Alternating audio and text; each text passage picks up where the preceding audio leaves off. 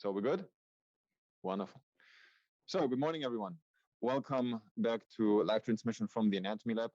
Topic today is going to be the small and the large intestines. Last week, we covered different segments of the GI tract, and you've seen that some of the components can be really derived from embryonic development and from embryonic rotations of the GI tube.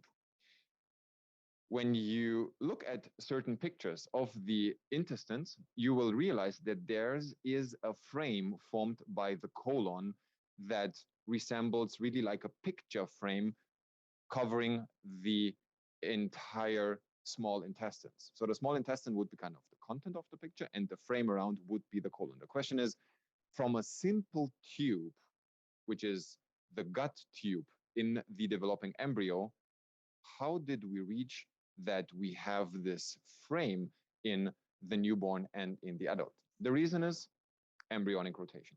The rotation that happens is 270 degrees counterclockwise when we view from the front, and I will show you how this looks like on Mr. Skeleton.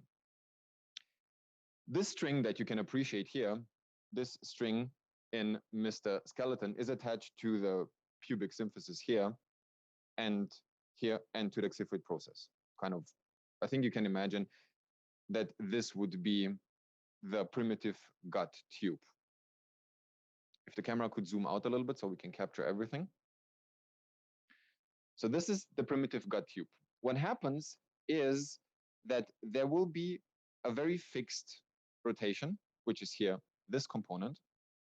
And this fixed rotation represents the mesenterial root and the rotation of axis, which is also represented by the projection of the superior mesenteric artery. What happens during embryonic